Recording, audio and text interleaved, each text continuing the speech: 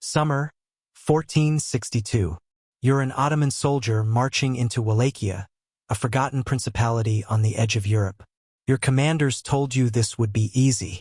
A rebel prince, a minor campaign, a quick display of imperial strength. Nothing more. But before you even see the enemy, you smell him.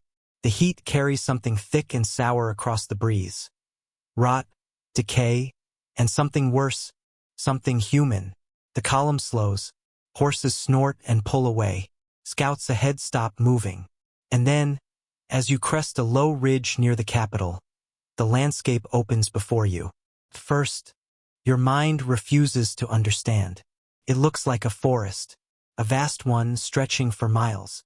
But the trees don't sway. They don't branch. They don't grow.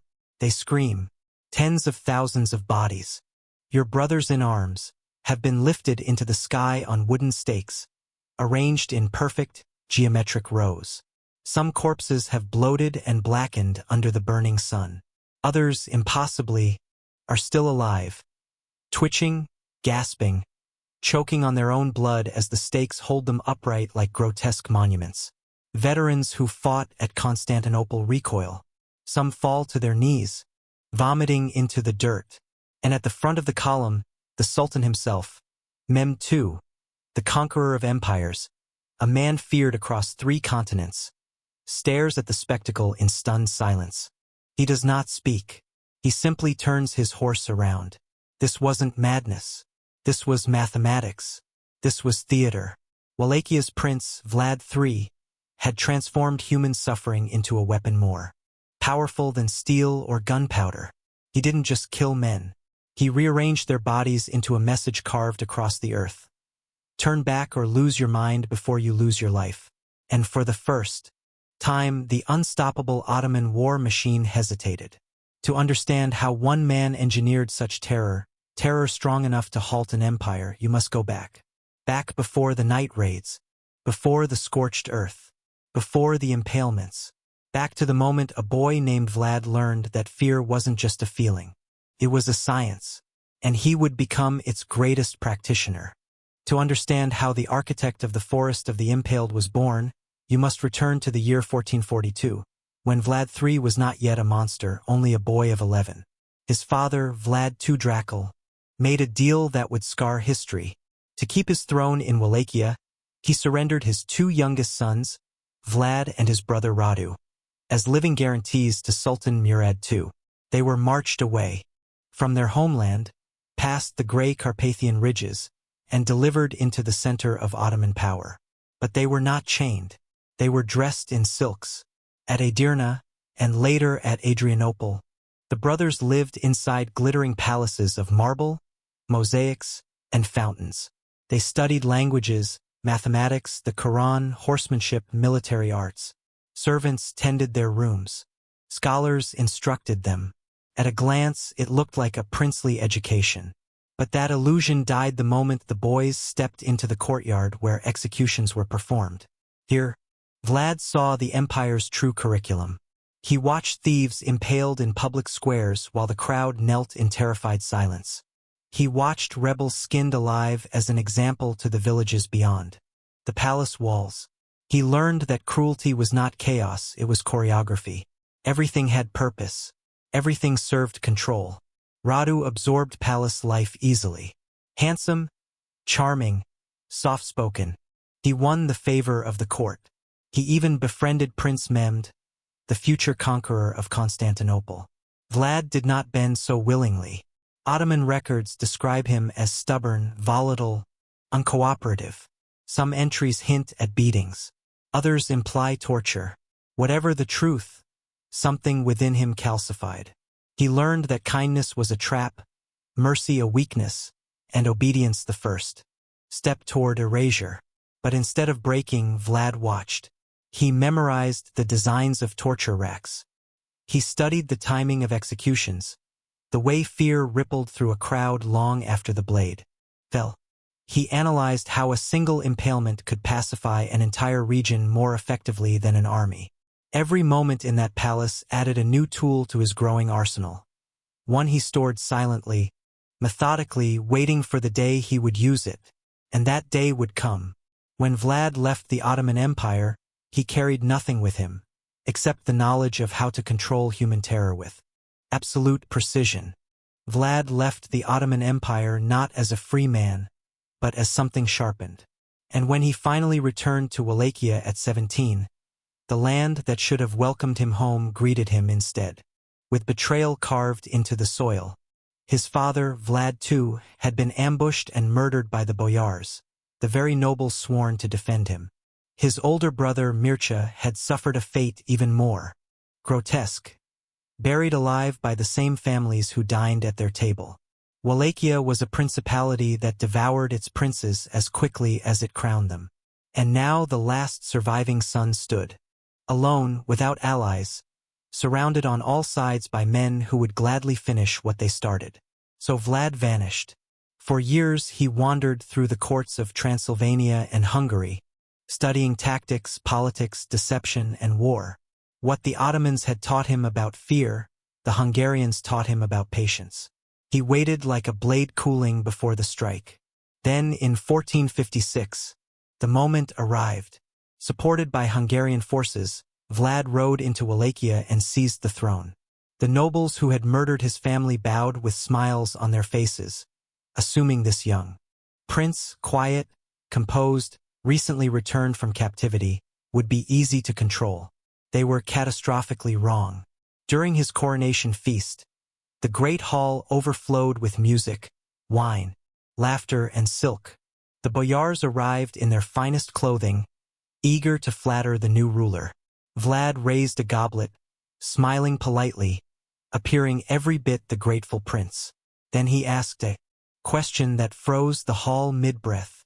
"How many princes of Wallachia have you outlived?"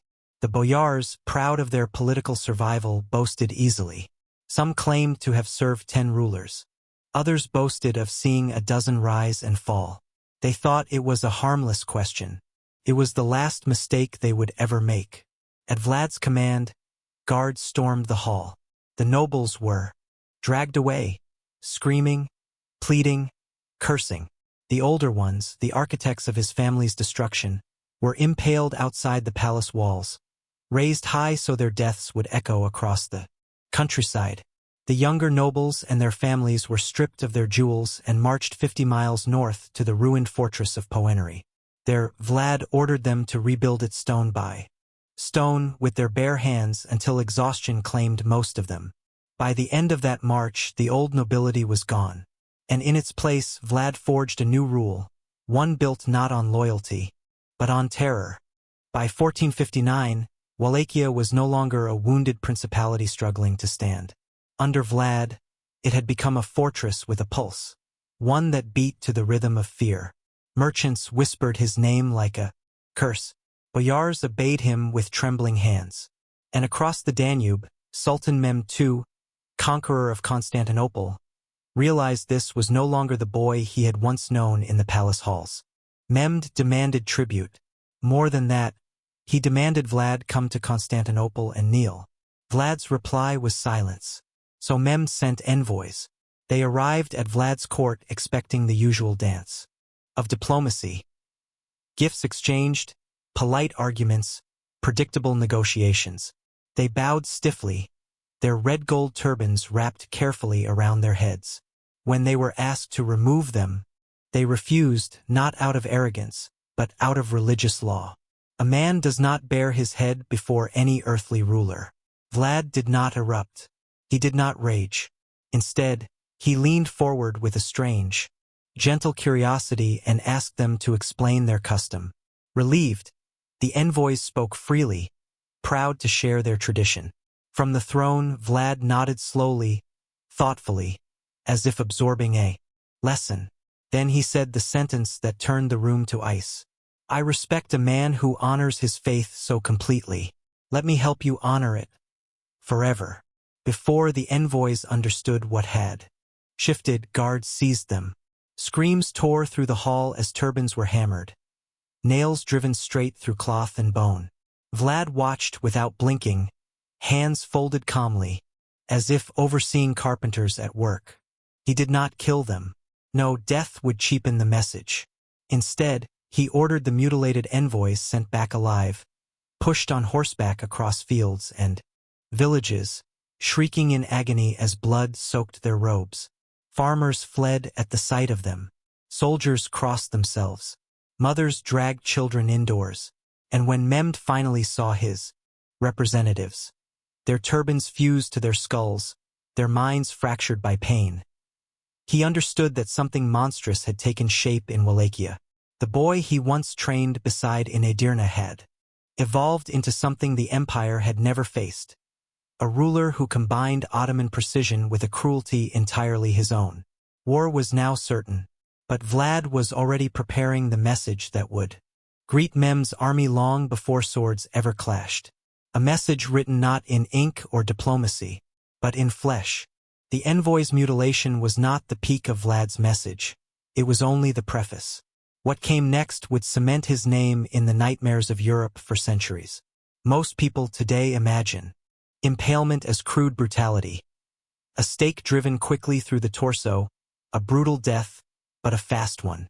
That image is merciful compared to the truth. Vlad didn't use impalement simply to kill. He used it to educate, to shock, to reorder the world around him. And like everything he learned in the Ottoman courts, he refined it until it became a weapon of perfect psychological precision. The stake was never sharpened to a point that would cause bleeding, and bleeding meant a quicker death. Instead, his men rounded the ends, polished them, and coated them with oil. Victims were kept alive during the preparation, laid face down, held firmly. Then the stake was inserted deliberately, at an angle calculated to miss major organs. The victim was hoisted upright. Gravity did the rest, slowly, hour by hour, day by day. Some lasted 3 days. But the torture alone wasn't what terrified Wallachia's enemies. It was the stage on which the suffering was displayed. Vlad placed impaled victims where no one could avoid them. Crowded markets, road intersections, bridges, the entrances to every major town.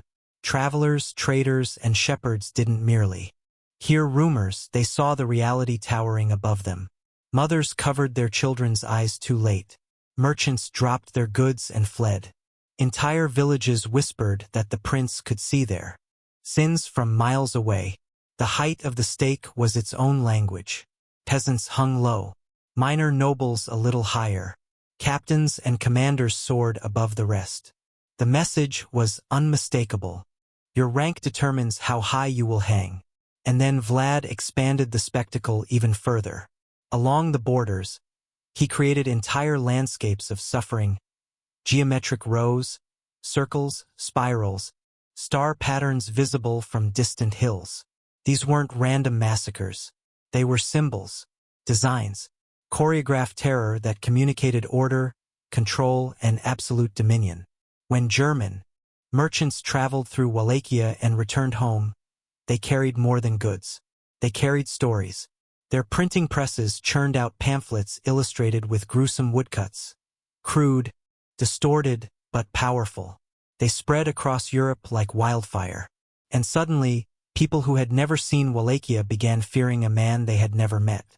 Vlad had turned impalement into something far deadlier than execution. He had turned it into a brand. By the spring of 1462, the Ottoman Empire had lost its patience. Vlad's defiance, his mutilated envoys, his calculated terror, none of it could be ignored any longer. So Sultan Mehmed II gathered what was, at the time, one of the largest armies on earth. Some chroniclers claim 60,000 soldiers. Others swear it was closer to 90,000. Either way, the message was the same. Wallachia would be erased. Against a force so massive, no sane ruler would mount a direct battle. But Vlad had no intention of being sane. He understood something far simpler. An army that large needed food, water, and places to rest. So he burned it all. Villages emptied overnight. Wells were poisoned. Forests stripped. Fields turned to ash. When Mehmed's army crossed the Danube, they found nothing alive, only abandoned homes and smoke drifting across dead fields. The further they marched, the more it felt like stepping into a trap built by ghosts. Then the night raids began. Under moonlight, Small Wallachian units wearing stolen Ottoman uniforms slipped into the enemy camps like shadows. Sentries were silently cut down. Tents erupted into flames. Pack animals were butchered, supplies stolen or destroyed. Horses stampeded through confusion. Soldiers woke to chaos, slashing at their own comrades in panic. But the masterpiece came on the night of June 17, 1462. Vlad personally led 10,000 men toward Mehmed's central camp. Disguised in Ottoman clothing, his forces slipped through the perimeter and ignited a firestorm. Tents burned in brilliant waves of orange. Warriors screamed in every direction. And in the heart of the inferno, some accounts say Vlad and Mehmed locked eyes across the flames. Two former hostages of the same empire, now trying to destroy each other. Vlad came within yards of killing the Sultan. But the Janissaries held the line, forming a human shield around their ruler. Eventually, Vlad pulled back into the darkness, leaving behind a camp shaken to its core. But the worst was still waiting. When the Ottomans reached Targovist, the horizon shifted into a nightmare. Miles of stakes, thousands of bodies, some still moving. Veteran soldiers vomited where they stood. Others deserted in the night. And Mehmed himself halted, silent, understanding the terrible truth his chroniclers recorded. You cannot conquer a man who wages war on the mind. Days later, the greatest army on earth turned back, broken not by swords, but by terror engineered to perfection. Vlad's triumph over the Ottoman Empire should have been the peak of his legend. Instead, it became the point where victory began feeding on him from the inside. The weapon he had perfected, terror, had saved his country. It had repelled an empire. It had carved his name into the minds of kings. But Vlad didn't know how to put it down. Once terror becomes a tool, it demands to be used. Merchants accused of cheating customers were impaled in public squares. Boyars whispered to be disloyal were executed before the rumor could even be confirmed. Entire villages were punished for infractions so small no one could remember what sparked the violence.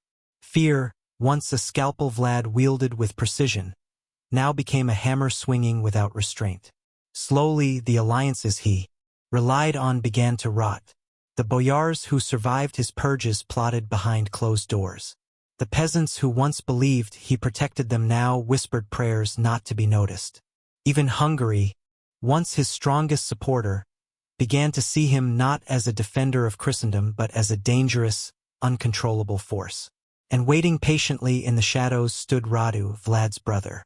Handsome, charming, favored by Mehmed, Radu presented himself as everything Vlad was not. Reasonable, calm, stable. The Ottomans backed him with gold and soldiers. Boyars flocked to him. Villages swore allegiance. Vlad's power bled away not from battle, but from abandonment. Then came the final betrayal. Hungarian King Matthias Corvinus, facing political pressure and perhaps tired of Vlad's unpredictability, arrested him. The charges were unclear. Some say forged letters suggested Vlad plotted with the Ottomans. Others say Matthias simply needed an excuse. Regardless, Vlad was imprisoned. For 12 years. Not tortured, not starved, but contained. A dangerous weapon placed carefully in a locked cabinet. And strangely, during those quiet years, Vlad lived almost like a nobleman. He married a Hungarian noblewoman. He had children. He walked gardens. He read scripture. Yet beneath the surface, the cold engine that drove him never stopped humming. In 1476, Wallachia collapsed. Into chaos once more. Desperate nobles and foreign allies freed Vlad and restored him to the throne. It lasted only weeks. He was killed in battle, whether by Ottoman blades, mistaken identity among his own men, or treachery remains unclear. His head was severed, preserved in honey, and delivered to Mehmed in Constantinople like a grotesque trophy. His body vanished. His grave remains a mystery. Terror had won him a crown, but in the end, it consumed the man who wielded it. For centuries, the world has tried to make sense of Vlad the Impaler by turning him into something easier to understand. In Romania, he stands as a symbol of resistance, a ruler who stood alone. against an empire and refused to kneel. In the West, thanks to Bram Stoker, he became something else entirely. A creature of the night, a fanged immortal drinking the blood of the innocent. A myth wrapped in Gothic shadows. But myths, convenient as they are, hide the truth. Vlad was not a vampire.